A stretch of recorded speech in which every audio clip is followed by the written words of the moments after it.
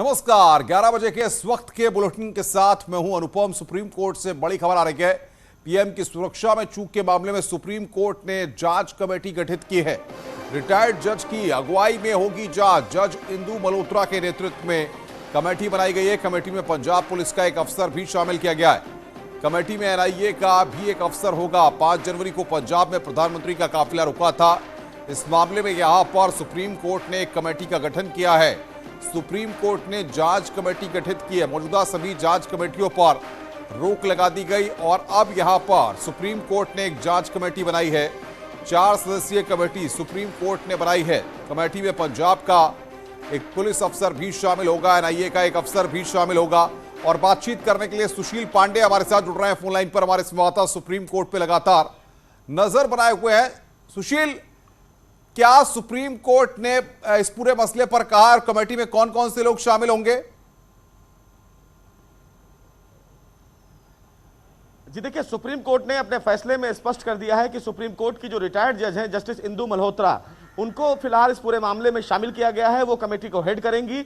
Supreme court ने अपने फैसले में यह कहा है कि कोई भी अधिकारी डायरेक्टर जनरल पुलिस के लेवल से नीचे नहीं होगा। एनआईए के फिलहाल डीजीपी को इस मामले में शामिल किया गया है। पंजाब के डीजीपी सुरक्षा को इसमें शामिल किया गया और साथ ही साथ सुप्रीम कोर्ट ने अपने फैसले में यह कहा है कि प्रधानमंत्री की सुरक्षा बहुत ही संवेदनशील मुद्दा है और इस पूरे मामले में जांच को एक तरफा नहीं किया जा सकता है। यानी कि पंजाब या केंद्र सरकार पर जांच का एक तरफा आदेश नहीं दिया जा सकता है और इसीलिए सुप्रीम कोर्ट ने इस मामले में इंटरवीन किया अनुपम। और सुप्रीम कोर्ट ने कहा है कि अब जस्टिस इंदु मल्होत्रा के सुपरविजन में जांच आगे बढ़ेगी। सुप्रीम कोर्ट ने कहा है कि हर पहलुओं की इस पूरे मामले में जांच की जानी बेहद आवश्यक है।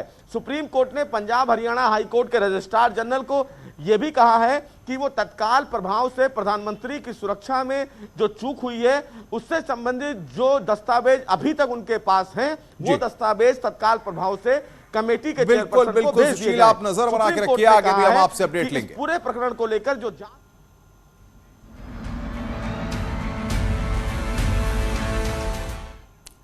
और अब बात महासंग्राम 2022 पर बीजेपी के महामंथन की। दिल्ली में यूपी बीजेपी की बड़ी बैठक चल रही है। पहले और दूसरे फेज की सीटों के उम्मीदवारों के नाम पर चर्चा। बैठक में शामिल होने के लिए CM Yogi Adityanath, deputy CM Keshav Prasad Maurya पहुंच गए हैं। बीजेपी के प्रदेश अध्यक्ष स्वतंत्र देव सिंह भी मौजूद हैं। बीएल संतोष, दिनेश शर्मा बीजेपी मुख्यालय पहुंच गए हैं। अमित शाह की अगुवाई में टिकटों पर महामंथन कल से चल रहा है। आज बीजेपी कुछ उम्मीदवारों की लिस्ट जारी कर सकती है, लेकिन सवाल यह है कि किसे मिलेगा टिकट और किसका कटेगा।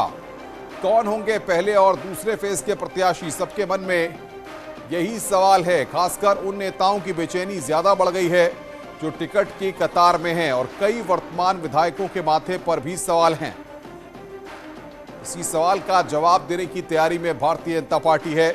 मंगलवार को 10 घंटे तक चली बीजेपी की बैठक में पहले 3 फेज की करीब 170 सीटों पर चर्चा हुई है। खबर है कि आज प्रत्याशियों के नाम पर मोहर लग जाएगी, यानी बीजेपी उन नेताओं की किस्मत पर मोहर लगा देगी जो 2022 के संग्राम में उतरने वाले हैं। और बातचीत करने के लिए अनूप गुप्ता दिल्ली से हमारे साथ सीधे जुड़ रहे हैं, जो इस बैठक पर लगातार नजर बनाए हुए हैं। अनूप, क्या अपडेट निकल करके सामने आ रहा है? कल 10 घंटे का मैराथन मंथन और उसके बाद आज का मंथन, कब तक चीजें फाइनलाइज हो जाएंगी? देखिए, आपको बता दूं कि थोड़ी ही देर के बाद जो बीजेपी कोर ग्रुप की बैठक है वो शुरू हो जाएगी। उत्तर प्रदेश के मुख्यमंत्री योगी आदित्यनाथ पहुंच चुके हैं। बीएल संतोष, दिनेश शर्मा पहुंच चुके हैं। थोड़ी ही देर के बाद ये बैठक शुरू होगी और कल जिस तरीके से तकरीबन 10 घंटे तक की बैठक चली और उसके बाद 3 क्षेत्रों में जिस तरीके से विधानसभा क्षेत्र आते हैं उसके उम्मीदवारों के नामों की जो है वो चर्चा की गई, उस पर मंथन किया गया। और जो सूत्र बता रहे हैं कि बाकी बचे क्षेत्रों और सभी विधानसभा क्षेत्र में बीजेपी कौन कौन से उम्मीदवार उतारेगी उसको लेकर आज मंथन किया जाएगा, आज चर्चा की जाएगी। और उसके बाद जो बीजेपी की सीईसी की बैठक 13 और 14 तारीख को होने वाली है उस पर आखिरी मुहर लगाई जाएगी और 14 तारीख के बाद जरा तमाम दर्शक ये सुनना चाहते हैं, समझना चाहते हैं कि आखिर कल के 10 घंटे के महामंथन में और आज के मंथन जो होने जा रहा है इसमें क्या फॉर्मूला है भारतीय जनता पार्टी का? जो तमाम सर्वे हुए हैं उनकी रिपोर्ट्स और भारतीय जनता पार्टी की अपनी रिपोर्ट्स, कैसे टिकट का फॉर्मूला तैयार हो रहा है, किस आधार पर टिकट दिए जा रहे हैं? देखिए, आपको बता दूं कि बीजेपी का ये मानना है कि जो राज्य सरकार है उसको लेकर किसी तरह की एंटी इनकम्बेंसी नहीं है। अगर किसी तरह की नाराजगी है तो वो लोकल स्तर पर वहां के विधायकों को लेकर नाराजगी है। पिछले 1 साल से जो है वो बीजेपी फीडबैक ले रही है, कार्यकर्ताओं के से सर्वे करा रही है और उसके आधार पर एक मंथन का जो आखिरी दौर कह सकते हैं वो चलाया जा रहा है। जो सूत्र कह रहे हैं कि तकरीबन 45 से ज्यादा ऐसे सिटिंग एमएलए हैं जिसके टिकट काटने की तैयारी चल रही है, उनका फीडबैक बिल्कुल पार्टी ने अनूप, आप सही आगे भी हम आपसे अपडेट लेंगे, आप नजर बना के रखिए। अनूप हमारे से बात है। इधर बड़ी खबर आ रही है, अखिलेश यादव से मिलने शिवपाल यादव पहुंच गए। टिकट बंटवारे पर बातचीत के लिए मुलाकात हो रही है। आज टिकट जारी कर सकती है समाजवादी पार्टी और ऐसे में इमरान मसूद भी लखनऊ में मौजूद हैं। आज समाजवादी पार्टी में शामिल होंगे इमरान मसूद, ये बड़ी खबर आ रही है। टिकट बंटवारे पर आज मुलाकात करने पहुंचे हैं। आज समाजवादी पार्टी में इमरान मसूद भी शामिल होंगे। अखिलेश यादव से मिलने पहुंचे हैं शिवपाल यादव। अलाउद्दीन बातचीत करने के लिए। अलाउद्दीन, इससे पहले भी कई दौर की बातचीत अखिलेश यादव और शिवपाल यादव के बीच हो चुकी है। क्या आज फाइनल मोहर लग रही है नामों पर, प्रत्याशियों पर? समाजवादी पार्टी की लिस्ट भी आनी है आज? देखिए, सैफई से ही बर्फ गलनी पहले शुरू हुई थी, लेकिन बाद के दिनों में जो सार्वजनिक मंच में चीज़ें दिखाई दी वो अखिलेश यादव जब मुलाकात के लिए गए शिवपाल जी के घर पे, तब वहां से ऑफिशियली सब कुछ ठीक होता हुआ दिखा। हालांकि इससे पहले जनरेशन मिशन ट्रस्ट में भी 2 चरणों की बैठक हो गई है, लेकिन ये निजी आवाज़ जो कि समाजवादी पार्टी के राष्ट्रीय अध्यक्ष अखिलेश यादव जी का है, इस पर मुलाकात इसलिए अहम है क्योंकि 2016 में जो फैमिली डिस्प्यूट हुआ था उसके बाद फैमिली अलग हुई थी। तो ऐसे में इस घर पर जो इंटरेस्टिंग फैक्ट ये है कि शिवपाल जी की आमद पहली बार हुई है। दोनों लोगों की मुलाकात हो रही है क्योंकि उत्तर प्रदेश में चुनावी बिगुल अब बच चुका है, तो ऐसे में मुलाकात काफी मानी जा रही है। हालांकि मुद्दा जो है चुनाव के को लेकर के, टिकट के बंटवारे को लेकर के ही है, लेकिन जो सबसे अहम बात है उस बात को आप मान के चलते हैं, ये पहली मुलाकात 2016 के बाद है जो शिवपाल सिंह यादव, उनके पुत्र आदित्य यादव, साथ में समाजवादी पार्टी के मुखिया बिल्कुल अलाउद्दीन, इमरान मसूद भी लखनऊ पहुंच गए हैं, उनकी भी समाजवादी पार्टी में आज ऑफिशियली ज्वाइनिंग होनी है, उसके बारे में क्या अपडेट मिल पा रहा है? इमरान मसूद मौजूद हैं, सहारनपुर सदर सीट से विधायक, वो भी यहाँ पर मौजूद हैं। इसके अलावा अनिल सैनी जो कि एक विधायक है सहारनपुर जिले के ही, वो भी लखनऊ में ही मौजूद हैं। तो ऑफिशियली आप मान के चलिए कि इन दोनों विधायकों की भी ज्वाइनिंग होनी है। लेकिन जो बात अभी नजर आ रही हुई है कि शिवपाल सिंह यादव जब इस मकान से, यानी अखिलेश यादव जी के जो निजी आवास से यहाँ से जब निकलेंगे तो माना जा रहा है यही उनको बुला लिया जाएगा, एक फोटो सेशन करा करके उनको रवाना कर दिया जाएगा। टाइम की बेहद कमी है क्योंकि जिस तरह से 14 तारीख को नोटिफिकेशन लग रहा है, पहले चरण के टिकटों को जारी भी करना है, नामों को जारी करना है, तो ऐसे में एक लंबी प्रेस कॉन्फ्रेंस होने की संभावना बेहद कम नजर आ रही है। तो ऐसे में उन लोगों की मुलाकात करके ऑफिशियली समाजवादी पार्टी के ट्विटर हैंडल से या फिर अपने खुद ट्विटर हैंडल से एक फोटो वो जारी कर दे, जिससे मान लिया जाए कि ऑफिशियली वो लोग समाजवादी पार्टी में ज्वाइन हो गए हैं। इसके अलावा तमाम जो दूसरे नेता भारतीय जनता पार्टी के हैं, दूसरी पार्टियों के हैं, उनकी भी बिल्कुल अलाउद्दीन, बहुत बहुत शुक्रिया आपका। नजर बना के रखिए, आगे भी हम आपसे अपडेट लेंगे। अलाउद्दीन इस बड़ी खबर पर लगातार नजर बनाए हुए है। इधर यूपी विधानसभा चुनाव का काउंटडाउन शुरू हो गया और उसके लिए प्रशासनिक तैयारियां भी तेज हो गई हैं। पुलिस प्रशासन भी पूरी तरह से चौकस है। हम 4 तस्वीरों के जरिए आपको दिखाते हैं कि देवरिया, मेरठ, इटावा और मथुरा की तस्वीरें हैं। देवरिया में पुलिस ने पैरा मिलिट्री फोर्स के साथ फ्लैग मार्च किया। डीआईजी डॉक्टर श्रीपति मिश्रा के नेतृत्व में पुलिस ने कई चौराहों पर फ्लैग मार्च किया है। उधर मेरठ में पुलिस सोशल मीडिया प्लेटफॉर्म्स पर भी अपनी पैनी निगाह बनाए हुए है। आईजी रेंज प्रवीण कुमार ने सोशल मीडिया रिसर्च टीम को एक्टिव कर दिया है ताकि सोशल मीडिया का कोई गलत तरीके से इस्तेमाल नहीं कर सके। उधर इटावा में पैरामिलिट्री फोर्स की 6 टीमें पहुंच गई हैं। वहीं मथुरा में जिला मुख्यालय पर नगर आयुक्त की अध्यक्षता में विभिन्न राजनीतिक दल के प्रतिनिधियों के साथ बैठक हुई। इस बैठक के माध्यम से सहायक जिला निर्वाचन अधिकारी ने सभी राजनीतिक पार्टियों के प्रतिनिधियों को चुनाव आयोग की आचार संहिता से अवगत कराया।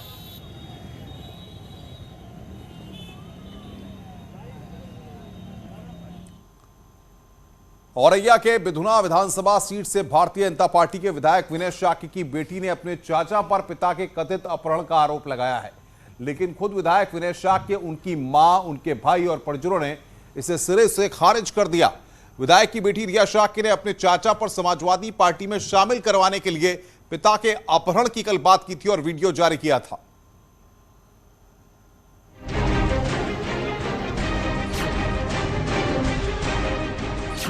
सीट से बीजेपी विधायक विनय शाक्य की बेटी ने सनसनीखेज आरोप लगाकर सबको सकते में डाल दिया।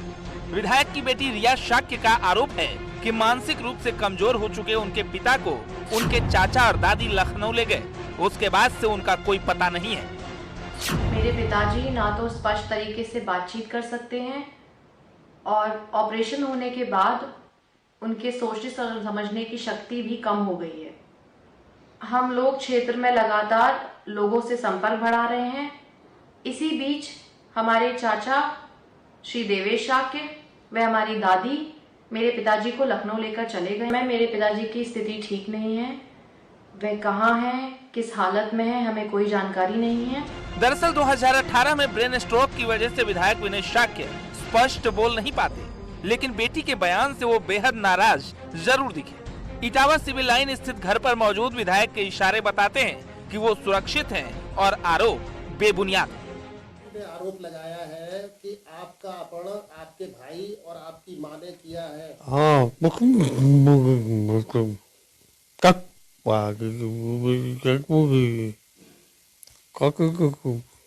तो ये जो आरोप है वो पूरी तरीके से क्या मामले को लेकर विधायक के भाई देवेश शाक्य ने कहा कि उनकी भतीजी को उनके ही पार्टी के लोगों ने उकसाया है और उनकी छवि खराब करने की कोशिश की गई है।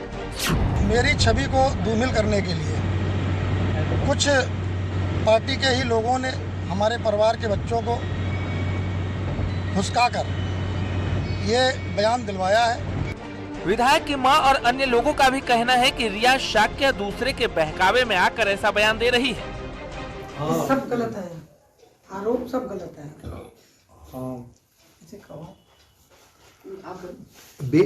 देवेश पर भी ये आरोप लग रहा है कि गलत है, ये भी गलत है। वो जितना भी बोल रही है सारा कुछ झूठ बोल रही है। अगर अपहरण किया होता है, वो 3 साल से 4 साल से हमारे साथ रह रही है।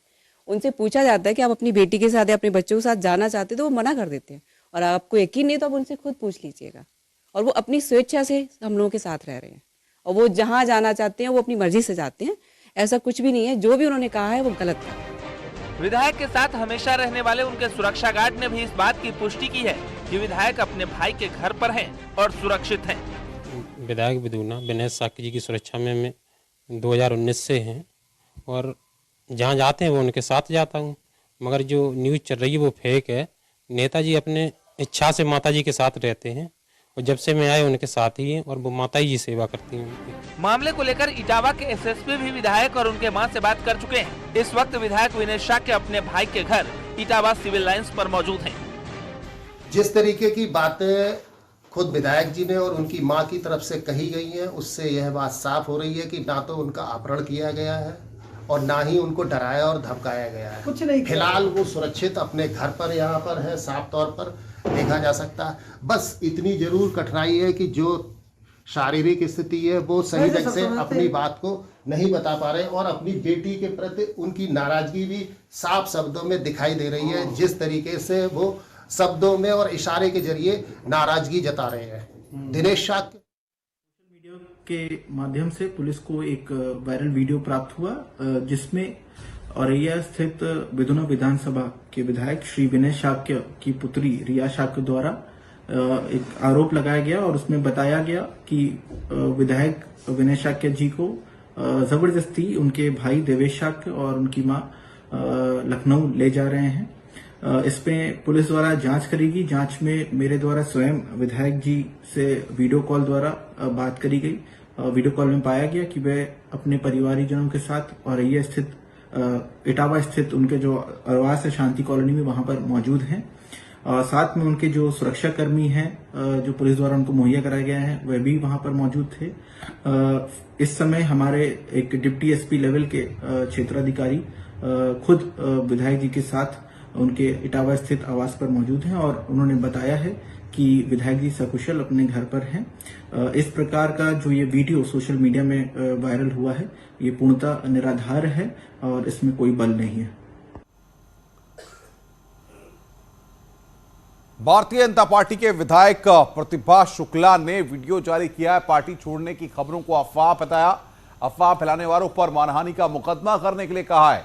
अकबरपुर अनिया विधानसभा से भारतीय जनता पार्टी की विधायक हैं प्रतिभा शुक्ला। उन्होंने ये वीडियो जारी किया है।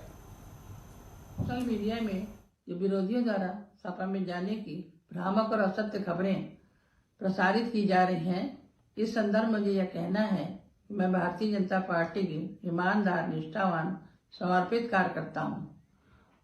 मैं आजीवन भाजपा में रहूंगी और विरोधियों से मुझे ये कहना है, इस तरह की खबरें न प्रसारित करें, नहीं तो मानहानि का मुकदमा दायर करके उनके खिलाफ सख्त कार्रवाई की जाएगी। प्रतिभा शुक्ला, विधानसभा अकबरपुर रनिया, कानपुर देहात।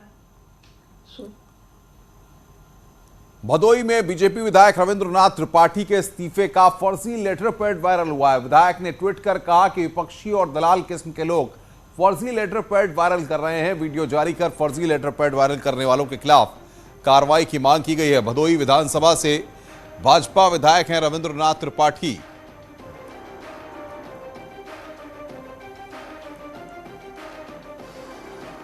ज्ञात हुआ है कि कुछ शरारती तत्वों ने एक हमारा लेटर पैड पे टाइप करा करके, जो न हमारा लेटर पैड है न हमारे हस्ताक्षर हैं, उस पे किसी ने भ्रामक स्थितियां समाज में फैलाने का काम किया है और ये षड्यंत्र के तहत यह लेटर पैड वायरल किया है। मैं पुलिस प्रशासन से मांग करता हूं कि जिस आईडी से यह लगा हुआ है उसके ऊपर सख्त से सख्त कार्रवाई हो। मैं भारतीय जनता पार्टी का एक सिपाही हूं, सिपाही के रूप में काम करता हूं और भारतीय जनता पार्टी में हमारी निष्ठा है। मैं बहुत बहुत स्वाम अभी मुझे खबरें और भी हैं, फिलहाल रुक रहे हैं ब्रेक के लिए। ब्रेक के बाद जल्द हाजिर होते हैं। बड़ी खबर इस वक्त आ रही है सीतापुर में बाल संत पर आपत्तिजनक टिप्पणी और जान से मारने की धमकी देने के मामले में अब तक आरोपी के खिलाफ कोई कार्रवाई नहीं होने से संत समाज में आक्रोश है। इस मामले में बाल संत ने पुलिस में शिकायत भी दी है, लेकिन पुलिस ने आरोपी शख्स के खिलाफ कोई कार्रवाई नहीं की है। चौकी पुलिस के इस रवैये से संत समाज में आक्रोश है। महंत संतोष दास की अगुवाई में देर नैमिषारण्य क्षेत्र में दर्जनों संत रात में पिसावा थाने पहुंचे। आनंद फरन में पिसावा इंस्पेक्टर मौके पर पहुंचे और मामले की जानकारी लेकर जांच के बाद सख्त कार्रवाई का भरोसा दिया है। तो ये लोग वहाँ पर बड़ी गंदगी करते हैं, लैट्रिन कर देना है और लघुशंका कर देना है, वहाँ पर गंदगी फैलाते हैं, हमारी फसल जो है वहाँ पर खराब कर रहे हैं। जब उसको हम समझाए तो वो उल्टा ही सीधे वचन बोले और गाली फकड़ी देने लगे और उसके बाद में जो है वो धारदार वही बांका वगैरह लेकर के हमारे ऊपर दौड़।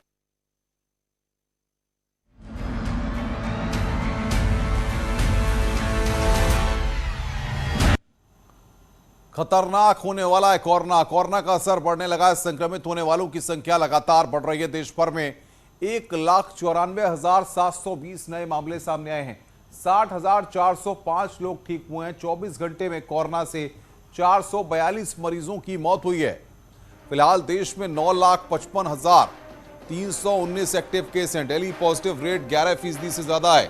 देश में ओमिक्रॉन के 4,868 मामले सामने आए हैं। नोएडा में पिछले 24 घंटे में 2,230 से ज्यादा कोरोना के केस सामने आए। इसी के साथ गौतम बुद्ध नगर में संक्रमितों की संख्या 9,267 हो गई है। इसमें 56 पुलिसकर्मी भी शामिल हैं। जेवर के विधायक वीरेंद्र सिंह भी कोरोना पॉजिटिव हो गए हैं। जिम्स हॉस्पिटल में डॉक्टर समेत कुल 20 कर्मचारी संक्रमित पाए गए हैं।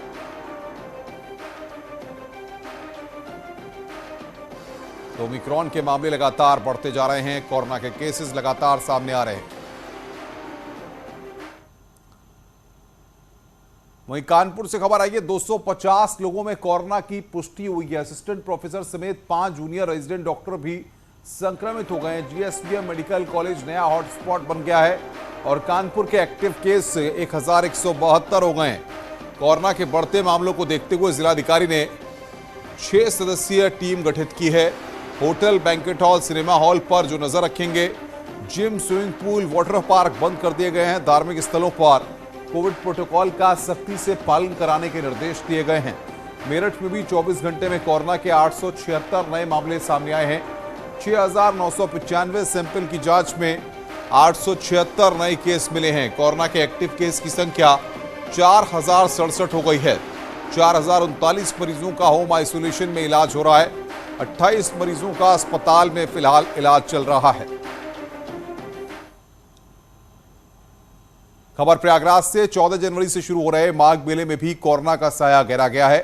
मेले की शुरुआत से पहले ही यहां पर ड्यूटी पर तैनात 7 पुलिसकर्मी कोविड पॉजिटिव पाए गए हैं। इससे मेला क्षेत्र में हड़कंप मच गया है। इसके बाद अब मेले में ड्यूटी करने वाले सभी पुलिसकर्मियों की फिर से कोविड जांच कराई जाएगी। इतना ही नहीं, दूसरे विभागों से ड्यूटी करने वाले कर्मचारियों का भी कोविड टेस्ट कराया जाएगा। 14 जनवरी मकर संक्रांति से माघ मेले की शुरुआत हो रही है, लेकिन माघ मेले में कोरोना ने दस्तक दे दी है। 5 पुलिसकर्मी और इसके सीएससी के और इसके साथ साथ एक हेड कांस्टेबल और एक भिलाई के जवान को 7 लोग कोरोना पॉजिटिव पाए गए हैं, जिसके बाद ही पुलिस फोर्स में हड़कंप मचा हुआ है। जो लोग पॉजिटिव पाए गए थे उन्हें फिलहाल आइसोलेट कर दिया गया है, लेकिन इसके बावजूद आप देख सकते हैं कि यहाँ पर हम मौजूद हैं और तमाम जो पुलिसकर्मी हैं अभी भी लापरवाही बरत रहे हैं। और ये माघ मेले की पुलिस लाइन है। तमाम पुलिसकर्मियों के चेहरे पर मास्क साफ तौर पर देखा नहीं जा रहा है, दिखाई नहीं दे रहा है। बड़ी लापरवाही यहाँ पर बरती जा रही है और अगर यही हालात रहे तो कोरोना संक्रमण बढ़ने से कोई रोक नहीं सकता है। हालांकि मेला एसपी का दावा है कि इसके लिए सख्त निर्देश दिए गए हैं, सभी को मास्क लगाना अनिवार्य किया गया है। लेकिन जिस तरह के हालात यहाँ पर बने हुए हैं वो अपने आप में ये बताते हैं कि कोरोना का संक्रमण फैलने से कोई रोक नहीं सकता है, यानी कि कोरोना का संक्रमण लगातार गहराता जा रहा है। और जब यहाँ पर माघ मेले की शुरुआत होगी तो बड़ी संख्या में पुलिसकर्मी यहाँ पर रहेंगे, बड़ी संख्या में यहाँ पर श्रद्धालु आएंगे, तो कोरोना का संक्रमण और बढ़ सकता है। ऐसे में यहाँ पर की जा रही लापरवाही निश्चित तौर पर माघ मेले पर भारी पड़ सकती है। कैमरा पर्सन संजीव मिश्रा के साथ सर्वेश दुबे, न्यूज 18 प्रयागराज। खबरें और भी हैं, फिलहाल एक और ब्रेक के लिए, ब्रेक के बाद जल्द हाजिर होते हैं।